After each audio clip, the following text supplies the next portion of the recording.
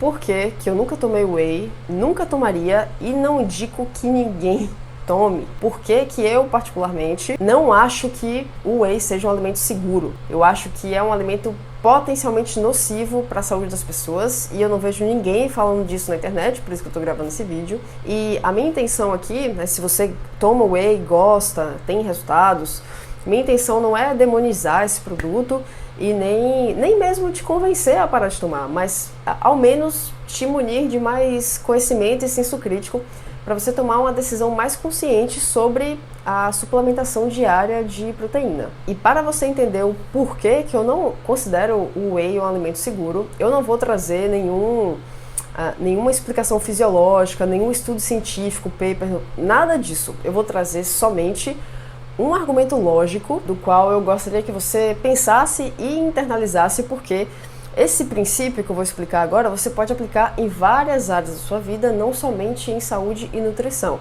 E eu te garanto que se você levar esse princípio em consideração, você vai se poupar de muita dor de cabeça em todas as áreas da sua vida. Existe um único fator que falta para que o whey receba o carimbo de alimento seguro, tá? Esse fator, essa variável, esse requisito o whey não tem ainda e não vai ter na nossa geração, não vai ter na geração dos nossos filhos, não vai ter na geração dos nossos netos. Esse fator é o crivo do tempo. Alimentos industrializados, a imensa maioria deles, você já deve saber, já se mostraram muito nocivos para nós, principalmente consumidos em grande quantidade ou diariamente. Isso porque a nossa fisiologia e saúde foi moldada na natureza, à base de alimentos naturais, de hábitos naturais. Fato esse que a maioria de nós brasileiros não vive. Vivemos em centros urbanos com muitos alimentos industrializados. Se não são industrializados, são produzidos em larga escala, com diversas tecnologias de aditivos alimentares, agrotóxicos, etc. Todos esses fatores da modernidade, eles são muito discrepantes do como eu falei, a nossa saúde e fisiologia foi moldada. Lembre-se que o Homo sapiens ele tem 300 mil anos de história. O Homo sapiens, as versões anteriores humanas nossas vão datar aí de 1,5 milhão, 2 milhões de anos. Essa janela, com o que a gente comia, o que a gente fazia nessa janela de milhões de anos é o que determina a nossa saúde e fisiologia atual. Porque a Revolução Industrial, aquela que permitiu a produção em escala de alimentos industrializados e processados, ela nasceu no século XVIII. Do ponto de vista evolutivo, é como se fosse ontem. É um tempo super, hiper, mega curto. A tendência é que quanto mais aquele alimento ou aquele hábito divergir do que fazíamos na nossa história evolutiva, centenas de milhares até milhões de anos, tudo que diverge disso tende à doença, tende a levar a gente à doença. Existem exceções à regra? Existem alimentos processados que são seguros o consumo para nós humanos? Sim, existem. São alimentos que já passaram pelo crivo do tempo. Esse é meu argumento central aqui. Quais são exemplos desses alimentos, tá? O açúcar, próprio açúcar, em pequeníssima quantidade de frequência, já se provou seguro para nós humanos. O açúcar data aí de 2.500 anos atrás. É um tempo grande e razoável para você avaliar o efeito de algum alimento na saúde humana. Outro exemplo é a manteiga, que também data aí de 4.000 anos. O azeite de oliva extra virgem, 5.000 anos. A banha de porco é ainda mais antiga, tem registro de uso de banha de porco de 10.000 anos atrás. Todos esses alimentos, em baixíssima quantidade ou frequência, já se provaram seguros para o consumo humano. Por que eles se provaram seguros? Porque já tem milhares de anos que esses alimentos são consumidos e se mostraram seguros, né? Existem tantos outros alimentos mais modernos que, com muito menos tempo de aderência das pessoas usarem e se alimentarem, com muito menos tempo, já mostraram que deterioram a nossa saúde. Os exemplos principais, além dos mais óbvios de refrigerante, doces, salgadinhos. Eu gosto mais de usar o exemplo da margarina e dos óleos vegetais refinados, que são assim, veneno. São veneno pra gente.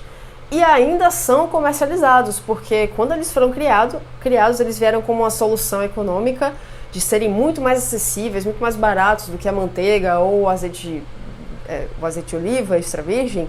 Então eles vieram como uma solução econômica, foram jogados no mercado sem nenhum teste prévio de segurança, né? E, enfim, a ciência, a medicina já está mapeando todos os efeitos catastróficos que esses alimentos, quando consumidos diariamente ao longo do tempo, trazem para nós. Esse não é o caso da manteiga, da banha de porco, do azeite, do próprio açúcar, desde que consumidos com moderação e em pequena quantidade. Já que o whey entra nessa história toda, bom, o whey ele tem menos de 50 anos de idade, né?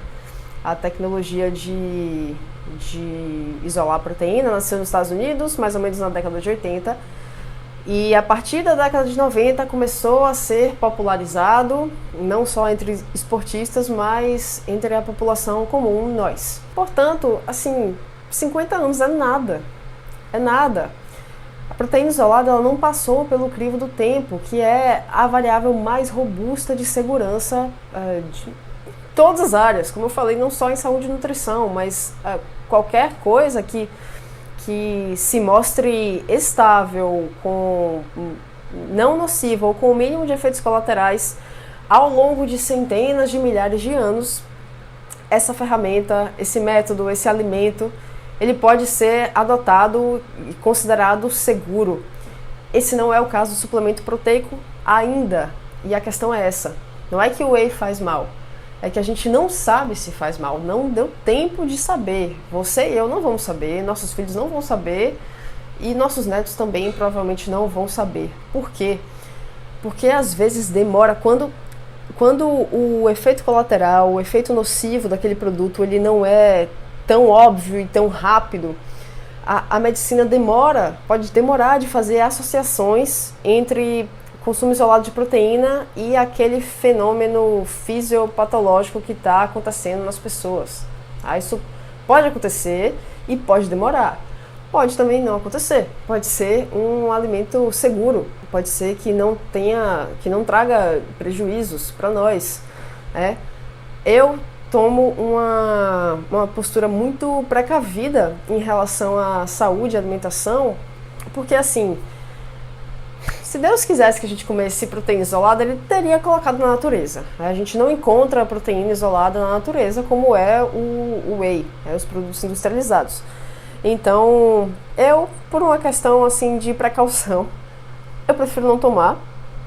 E sempre que um cliente que a maioria dos meus clientes, eles me buscam para emagrecimento, né, para perda de peso, a maioria deles, pessoas com sobrepeso, tomando whey. Não tem necessidade nenhuma de uma pessoa com sobrepeso tomar whey. Por quê?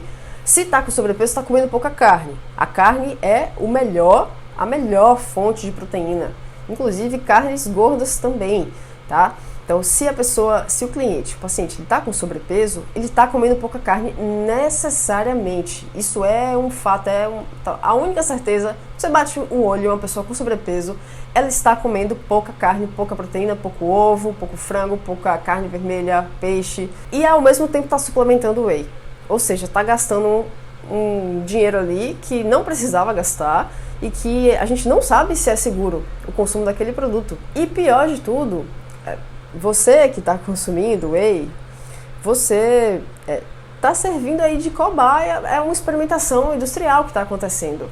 A gente não sabe os efeitos colaterais, os possíveis efeitos colaterais do consumo a longo prazo do whey, e você está servindo de amostra de teste e ainda está pagando para isso, né? Então, assim, esses estudos que falam da eficácia e segurança de qualquer tecnologia alimentícia que seja, se não tem tempo, não tem um crivo do tempo, não passou por centenas de milhares de anos sendo consumido, a gente não tem certeza da segurança. Não tem como ter certeza. Só o tempo vai dizer se aquele produto é de fato ou não seguro. É por isso que eu não consumo whey, não indico que ninguém consuma.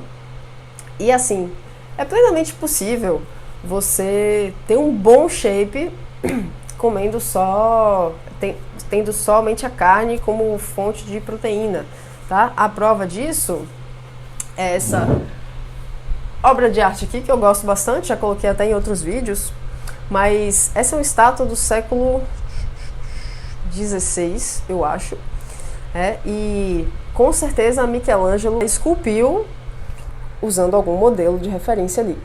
Século XVI a gente não tinha proteína isolada, suplemento, não existia. Então esse corpo aqui, com certeza foi obtido exclusivamente através de alimentação natural. Tudo bem, pode ter uma manteiga ali para o preparo, uma banha de porco, mas a proteína em si, ela veio da carne e dá para chegar aí, no mínimo, a esse shape com alimentos naturais, sem o uso de suplemento. E se você, assim como vários clientes que aparecem para mim com sobrepeso, está tomando whey, você está desperdiçando seu dinheiro, você tinha que estar comendo muito mais carne e, dependendo da sua composição corporal atual, é plenamente possível você ganhar massa magra e ter hipertrofia e emagrecer ao mesmo tempo. Eu explico tudo isso de forma mais detalhada nesse vídeo daqui. Tenho certeza que se esse é o seu objetivo, emagrecer ao mesmo tempo que ganhar massa magra, esse vídeo vai te ajudar, então fique à vontade para conferir.